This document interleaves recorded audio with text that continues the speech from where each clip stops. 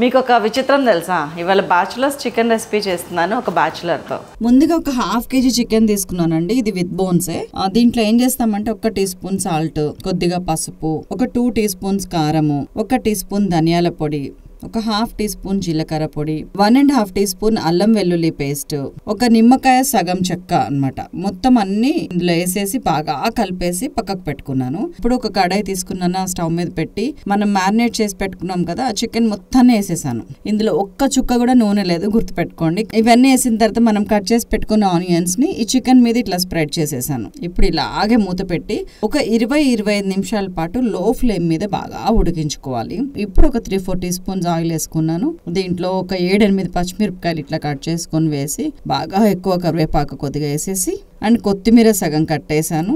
And then ఇదిగోండి మన trick masala వేసేసాను. మొత్తం కలిపి మళ్ళీ ఒక 2-3 మినిట్స్ చక్కగా ఫ్రై చేసినట్టు చేసుకున్నాను. అండ్ కొత్తిమీర వేసి మళ్ళీ దించేసాను. దట్స్ ఆల్ అండి. అదిరిపోయే రెస్టారెంట్ ఫ్లేవర్ అండి ఇది. ఆ ఫ్లేవర్ తోని చికెన్ ఫ్రై రెడీ. నేను ఆగలేకపోతున్నాను.